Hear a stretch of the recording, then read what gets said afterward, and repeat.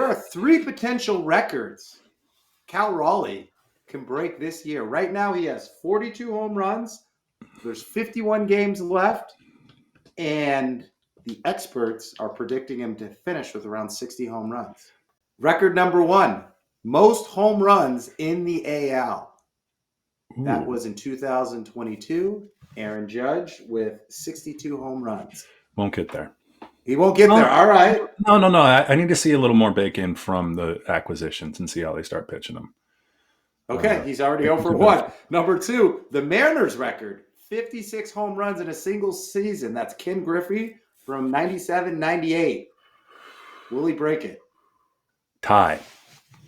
Wow. Tie. And then the catcher home run record, Salvi Perez, 48. Yes, done. 50. He'll get to 54, 55, 56, somewhere in there.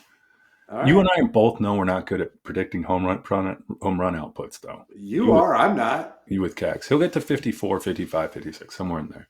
Okay. I don't think he's going to be asked to do all that. Like pre-acquisitions, he was asked to hit a home. You know, he's swinging for the fences. Now I think he's going to be a little more strategic on how to help the team. Not necessarily, on base percentage might come up a little bit. You know what I'm saying? Yeah, no, I hear it. It was like a one-man show where, hey, if I don't do it, no one else is going to do it. So exactly. He's going for that power stroke more times than not than trying to maybe put the ball in play with power and hit a double or hit a long single because of his big booty. It will go down as probably the best single season by a catcher. It's a bargain now at this rate. He just signed for, I think, 4 years for $105 million. That's a bargain. Yeah. Big bargain. Big bargain. Big booty bargain. Big booty bargain. But that allows them to go out and get some other bats and some other players to build around him. So there was talk when he signed, he basically said to management, listen, if me and Julio are your cornerstones now that you signed us both long-term deals, he goes, I want to see an investment at the trade deadline if we're there. And what they do, they stepped up. The Mariners did the right thing. They actually got 2 bats. I thought they were only going to go after 1, and when they got Naylor, I thought they were done. 2 bats. Now you can, let me just say this. I went to the game where Eugenio had just signed. First game at home. So Naylor and Eugenio are both in the lineup. The entire stadium is different. Like, people aren't out on the concourse waiting for Dippin' Dots or, ice cream or whatever it is. They're in their seats watching the game. Like, they're quiet while the Mariners are hitting. Like, they understand they understand how, like, obviously the implications, be quiet so everyone can hear. And then I don't know. It just seems like there's more fans out. It's like the third deck was half populated. That's normally not even close. There's like 1 person up there on a Thursday. So the Mariners invested. The fans are now invested, which is good to see. Well, a trade like that not only energizes the clubhouse, but it energizes the fans too. They want to come out, see the new players, and they also are thinking, hey, we're serious about this. So let's go out there and see this team because they're going to make a run, or they have the team on the field that can make the run to get into the playoffs. A lot more Latino and Mexican families, to be honest. I'm serious. Like, they were out, and it was fun to see. God, they're playing well. Took 3 of 4 from Texas. Keep it going, baby. Let's keep it going. Well, let's keep this podcast going. I want to talk about some names, some dynamic duos. Pippen and Jordan. Kobe and Shaq. Woody and Buzz Lightyear. Lloyd and Harry. Walter White and Jesse Pinkman. These are some of the most dynamic duos of all time. Some of the wide receiver duos that we have. I'll tell you my top duo. Underestimated, over-delivered this year, especially this year. The only duo with 2,000-yard receivers last year. Can you name the team? Was it the Lions? It was. Amon St. Brown and Jamison Williams. Jamison Williams had 1,001 yards on like 58 catches. Like, that's a lot of yak, baby. That's a lot of yak. I mean, he'd get out. And there were times too where, there's a lot of mouths to feed in that offense. I don't know if they'll have. We'll see how the touches are dispersed this year with Ben Johnson gone. But Jamison Williams will emerge this year as a not only just deep threat, but more of complement to Amon St. Brown, which will make Amon that much better as well. That's my top duo. Lions, baby. Lions. I mean, Jamar and T. Higgins probably number one. Number two, in my opinion, is probably out east in Philly with A.J. Brown and Devonta Smith. A lot of people think the Vikings. I think they have Justin Jefferson, but I'm not sold on Jordan Addison. So I would have to go Devontae Adams and Puka. We saw what Puka did in a full season.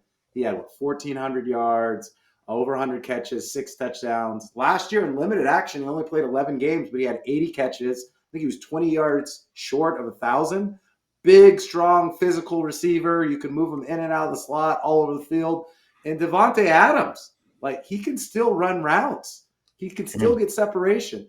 And he was lost a little bit in people's minds because he had Jimmy Garoppolo and Aiden O'Connell as his quarterback. But last year between the Raiders and the Jets, sorry, Mr. Rodgers, both quarterbacks were inconsistent. He still got 1,000 yards. Mm-hmm. So I think in a Sean McVay offense, you've got Devontae with Stafford if he's healthy. I think that they can produce and be a top 3 duo in the NFL. Is Stafford healthy? No. How unhealthy is he? This is like fantasy knowledge because I agree with you. Like in McVay's offense, everything's downhill, everything's over the top, and it's been a while since Devontae's had another complimentary receiver. I mean, someone could argue Jacoby Myers is okay, but out there where you're not attracting the best corner from every team. Yeah. But Puka might. Who knows? Rams are going to be good. Yeah. Well, Stafford's 37, back issues. It could hurt the Rams a little bit early on because he's not getting the reps with Devontae out there. Or is this just a veteran move where I don't want to get hit? I don't want to say I'm not practicing, so I'm going to say my back is hurting and then I'll be ready week 1. I mean, people have fudged injury reports more than that. So he's a veteran at this point. He's won a Super Bowl. He has the right to probably take it easy, not want to put on I'll tell you this, Devontae does not want Jimmy G started week 1, week 2. Again? He saw that experiment a couple years ago. Again. McVay, I don't think, would let that happen. Would he? Well, it depends on Stafford's back. Because their third-string quarterback was, Stinson Bennett from Georgia? I don't think he's ready. Yeah, you got to have Stafford going. Garoppolo doesn't exude. If Garoppolo played 16 games with those guys, they would leak over 800 yards each, maybe. Yeah, not much. Not much. Garoppolo's week 1 quarterback. Kyron Williams is the play week 1 and week 2. Very true. Fantasy's coming. We got to get a fantasy preview. Yeah. Stafford's a sneaky pick just with his weapons. Yeah, I like him. There's a couple other receivers that I like. I think Marvin Harrison Jr. will step forward in year 2 with Kyler. I think he's looking nice. I can't wait for fantasy football. I can't wait for football. I think have they said who's doing Hard Knocks? They already rolled that out? I haven't seen anything. It's a little quiet still on the NFL front, except for contract disputes, which I think we're getting into, right? We'll get into that a little later. But let's get in this episode. Hello and welcome to Big Bit and K-Win. Each week we broadcast live on YouTube. If you like our videos, you can also watch them live on Spotify. More of an audio person? Download, listen, subscribe, 5 stars, anywhere you get your audio podcast. I'm K-Win. He's Big Ben. We talked about the best duos in the NFL. We're going to talk a little bit more NFL, maybe a little gambling, and much, much more. No gambling. You were hyped on that topic. I was hyped on gambling. Listen, you're familiar with the term. Let's just touch on it real quick. Degens, are you familiar with the term degen? Degen, like degenerate? Yeah, just abbreviate degenerates. Yeah, but are you familiar? Who is a degenerate? Degenerate gambler. I'm not naming my friends on this podcast.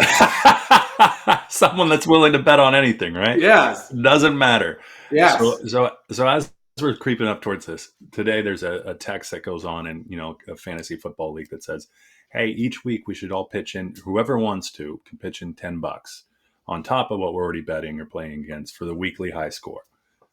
Where are all my Degens at? Kind of like, Okay. we need something else to bet on, right?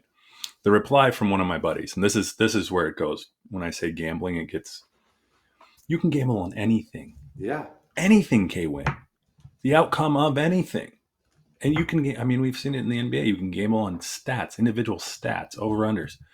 But one of my buddies sends a Excel spreadsheet where he's looked at goal differentials for all MLS teams, so he understands his betting tactics going forward. This is MLS.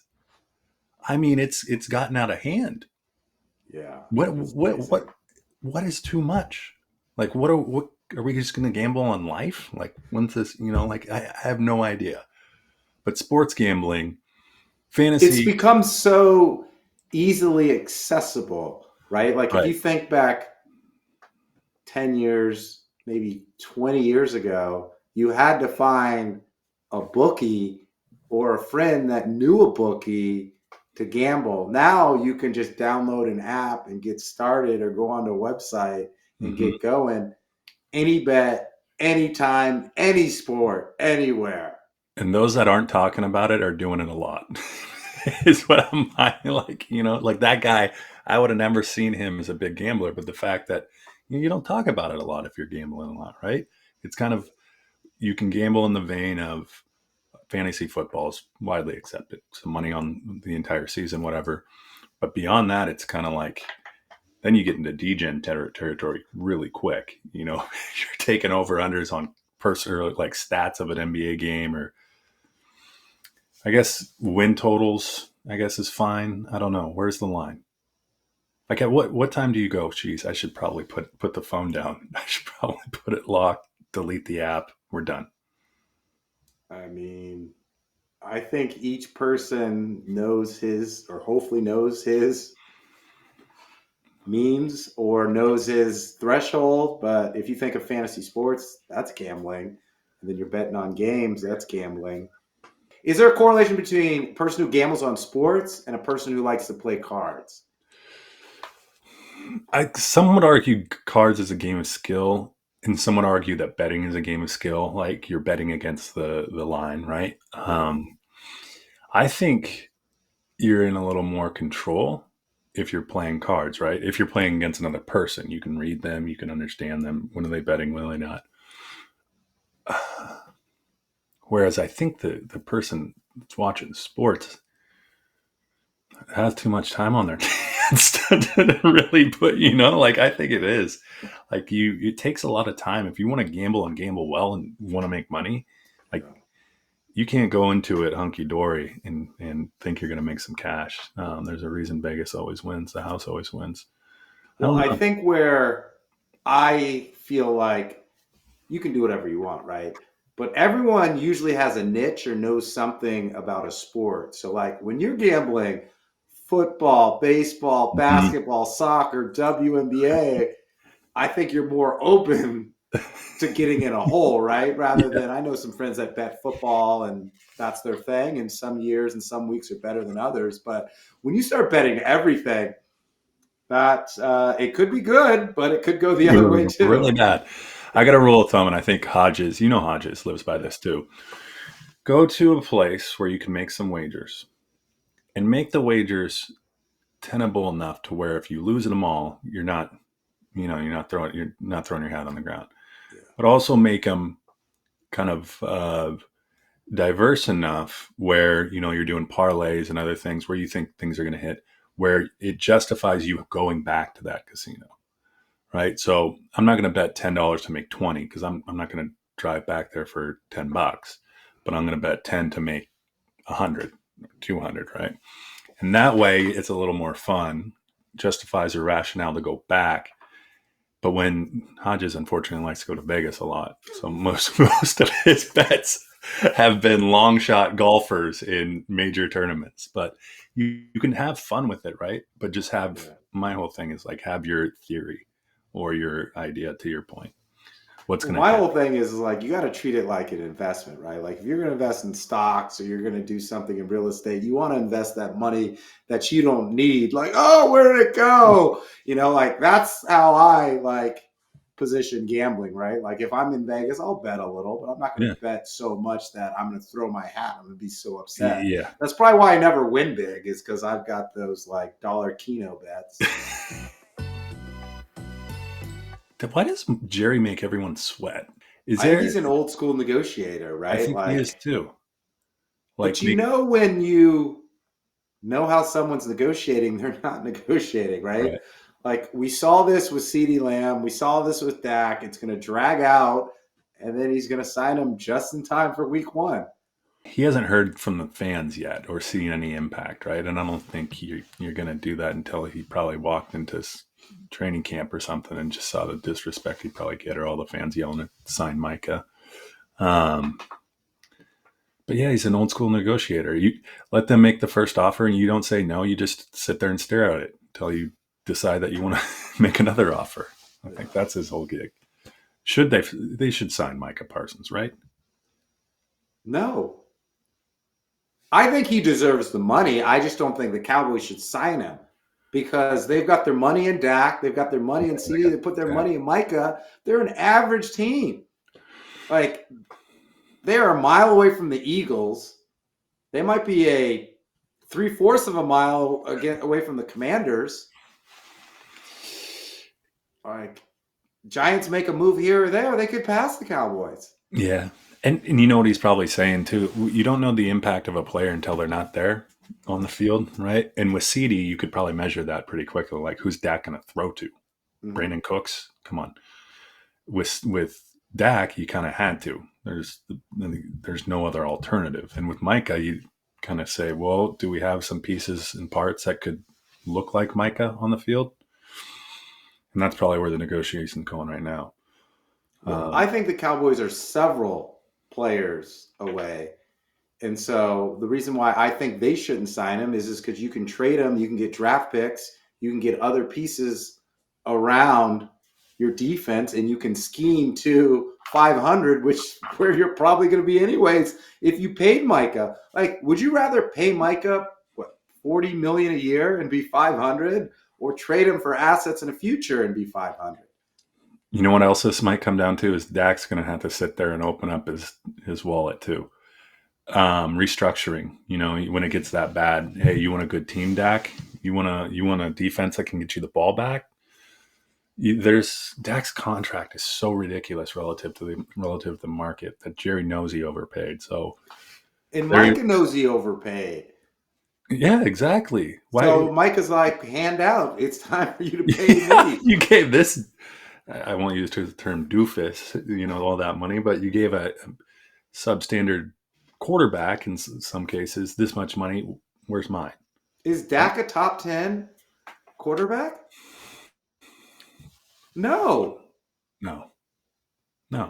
Jaden Daniels is already way better quarterback than Dak. I'd rather have CJ Stroud than Dak. Yeah. Yeah. Okay. I'd rather have Bo Nix's contract than Dak. Yes. See?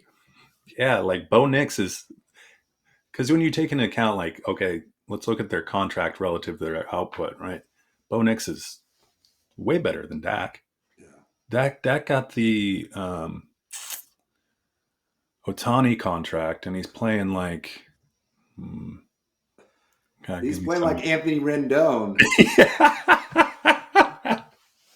No show. But like, if you look at CD, I think he's a top 3 wide receiver. Like, there's no question about that. Dak, like, he's a top 12 to 15 quarterback. Micah, I mean, he's a top maybe 8 or 9 defensive end. He's no Myles Garrett. He's no Bosa. He's no Watt. He's no Aiden Hutchinson. He's no Crosby. He's no Allen, whatever that guy's name is. I think he's trying to say I'm a linebacker too. Kind of like he can play either set, right? Like, he's going to play towards his strengths. Tackle. He's going to play towards his strengths, man. Come on, you know this. You're an arbitration. Look at how many tackles I had relative to those guys. I can play in either set.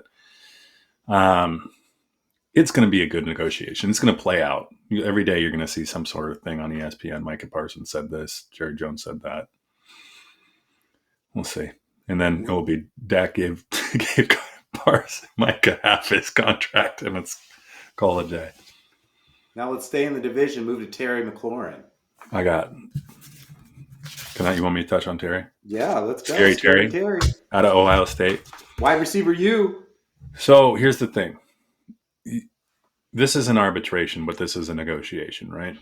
So what does Terry come to the table with? He says, I am one of the top 10 wide receivers in the game? I would say I'd say he's 8 to 10. Top 10. Last year, he had 3 wide receivers or 3 tight ends with more yards than him. He was like 12th or 13th in the league in catches. But here's the thing. The guy catches tutties. Second in the league in tutties. And that's where he's got to go play that card, right? I mean, Jaden Daniels has to have someone to throw to. I don't know who's wide receiver 2 on the Commanders right now. Debo. And Debo's getting paid. So I've got this written down somewhere. Last year he had He had over 100 catches. He's making $23 million a year. Jamar Chase is number 1. He's making 40. JJ's making 35. Okay. I think Terry is probably in he's lower than JJ, maybe like high 28, 29, 30. But here's the thing.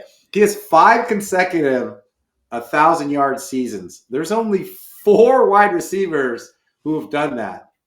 Ooh. Devontae Adams, Mike Evans, Justin Jefferson, and Terry. So, based on that, and the fact that he's been this consistent with Dwayne Haskins, Colt McCoy, Sam Howell, Taylor Heineke, he's put up numbers, and he's been there through the tough times, and now you're on the rise. You got to pay him. He's your number 1.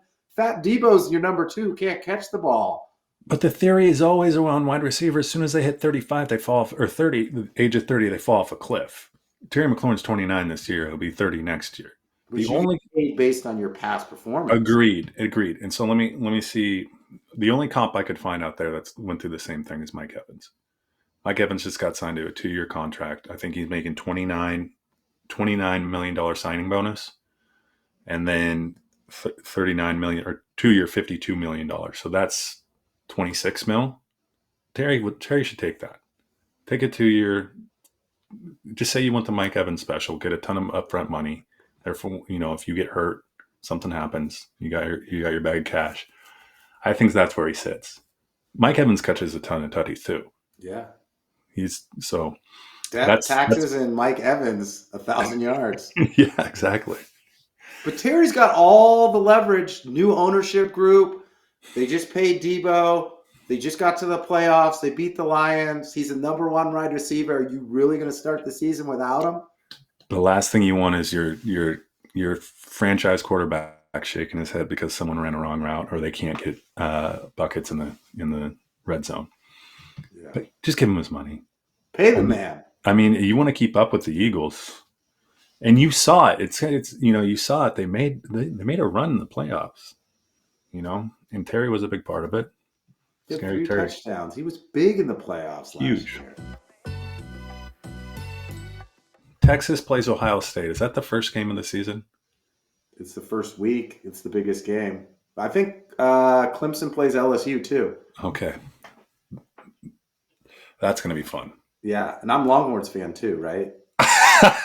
Are you? What, you've been to Austin the last 3 years? Just last year. Okay, then you are. Yeah. Just touchdown. Did you get a hat? No, not yet. I got to see how Arch does week 1. Arch is the biggest. I mean, people are like, how long has Arch been in college? It feels like he's been in college already 5 years. Yeah. He's been behind Quinn. Some people question if Arch was if they would have won the Natty last year. A lot of pressure. Sarks. Yeah, big name, big legacy, big NIL money. My buddy in Austin said he's getting $8 million a year. Oh, yeah, from the car dealers alone. I mean, come on. Ryan Day versus Sark. That could be very well. It's a rematch. Remember they played last year and Ohio State beat them to go Yeah. on to the Natty. Here's this is a bold prediction. Not only will that be the first week 1 game, that might also be the final game Ooh, for the Natty. okay. I was at a wedding. This guy said this is year's Penn State's year. James Franklin's going to give us the hump. Dan Orlovsky's all in on Penn State. Are you? I heard a guy. Penn State looks good, in the state of Pennsylvania. Take them out of that, and they look horrible. James Franklin has. I think I heard a guy say he's 1-15 or 1-14 in top 5 games. Yeah. But it's Penn State. Like they treat themselves as if they're a juggernaut, but I don't see it. A regular season juggernaut. Yeah, exactly. Whipping up on Northwestern and Rutgers and it's tough to go to Happy Valley. Yeah, it is. Give them that. It is must win for Lincoln Riley and the Trojans. I believe he's got to get to the college football playoff or he gone, because there can't be this much mediocrity when USC has this much money and they're in a big conference. They need to win. And they need to get to the college football playoff. Everyone's already forgot about USC. I know. Like they're just buried in the Big Ten. And I think the unfortunate part is that when UCLA and USC made that move, they thought they were going to be the new additions, right? Mm-hmm. And now all of a sudden you got guys who probably would only look at USC and UCLA if they were in the Big Ten. Now they're looking at Oregon and Washington because they're playing in the same division. Big Ten and SEC dominate. So you're right. Lincoln Riley's job got really, really hard when that decision was made because now you got more competition for recruits. I already forgot USC had a football team or a basketball team. Juju Watkins, women's basketball. Juju, she got hurt. No, she'll be back. Okay, good. When are you coming up for a game? FIFA.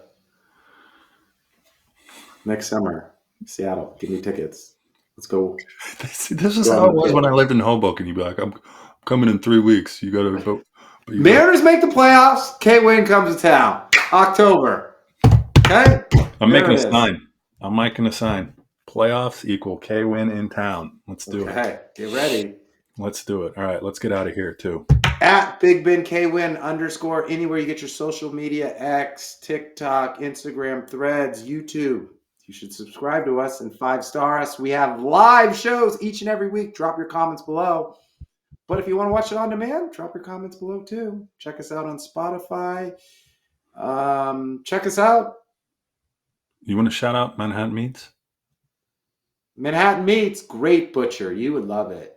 They got the pork chops. They've got like the sirloin. They've got seafood. They've got salmon. They've got scallops. And they renovated it. So go check it out. If you're on your way to Manhattan Beach, get something and stop by Manhattan Meats. Smoothies, quinoa, and kale, too. Just no, they definitely don't have any healthy options. It's just a butcher. I got introduced to the Big Bootie mix. Okay. It's Is like this on Spotify?